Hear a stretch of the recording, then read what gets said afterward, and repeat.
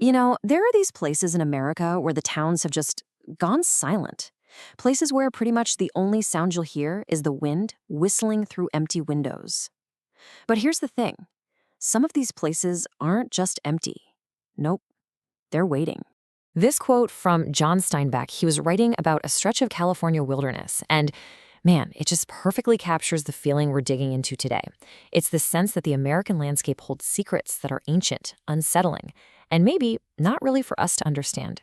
So in this explainer, we're basically taking a road trip. We're going to the places people left behind, and we're going to explore the ruins they left and the stories that, for whatever reason, refuse to leave with them. Our first stop is going to be Centralia, Pennsylvania. This was a totally modern town that met this slow, bizarre end. It's being consumed by a fire from underneath that no one can put out. From there, we're going to head all the way west to Bodie, California. This place is a classic Wild West boomtown where it's like the clocks just stopped.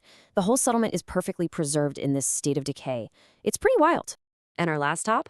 Well, it'll be at the scorched remains of a college in Maryland, a place that's so infamous now, it earned the nickname Hell House.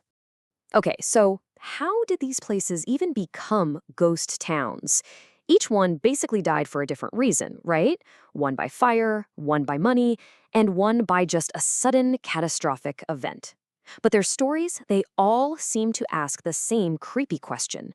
What happens when the people are gone? Centralia's end wasn't some big single event. It was this creeping disaster, as you can see right here. I mean, can you imagine living in a town where the ground beneath your feet is literally on fire, slowly venting poisonous gas into your home? The government eventually just paid everyone to leave, but the fire never did. It is still burning today. Now, Bodie's demise was way faster. This was a true Old West boomtown. We're talking saloons, gold miners, and just a whole lot of trouble. But then 2 huge fires destroyed the town's mills, and the economy just collapsed. The population of thousands of people simply vanished, leaving tables set for dinner, shops full of goods, all of it just abandoned to the dust. The story of St. Mary's College in Maryland is different all over again. This wasn't a slow burn or an economic bust. It was one single, devastating fire. The campus was abandoned, but honestly, the story was just getting started. Locals and students gave the ruins a new name, Hell House, and it became this magnet for all kinds of ghost stories. Its fiery end actually gave it a new and much, much darker life. See, abandonment creates a void, but sometimes that void gets filled. Or maybe, just maybe, whatever fills it was there all along, just waiting for us to leave so it could have the place to itself. And this brings us right back to those Santa Lucia Mountains that Steinbeck wrote about. For centuries, people hiking up in these peaks have reported seeing the exact same unnerving thing. Tall, shadowy figures standing on the ridges, just watching them. What makes this legend so chilling is how they act. They aren't aggressive. They don't interact with you. They just observe.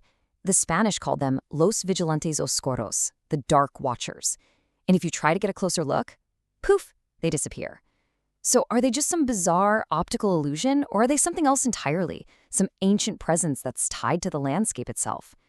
And this really shows that not all of these weird entities are cut from the same cloth. The Dark Watchers, they represent this kind of passive, unnerving dread. But then you go to the other side of the country and you have the Gray Man of South Carolina. Legend says if you see him walking the beach, a hurricane is coming. He's a warning. So one legend is a giant question mark. The other is a ghostly exclamation point. So this all begs the question, right? Why do we tell these stories? Why do we actually seek out these abandoned, haunted places? What is it about being scared that we find so compelling? Well, psychologists actually call it the paradox of horror.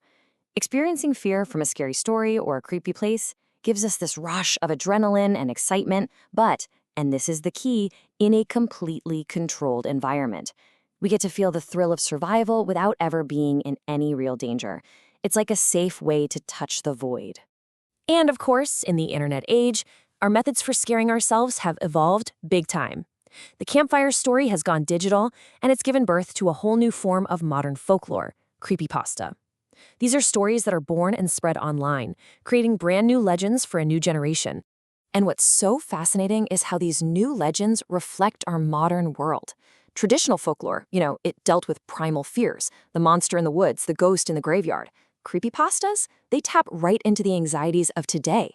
Cursed video files, sinister online groups, the fear of being watched through our own devices.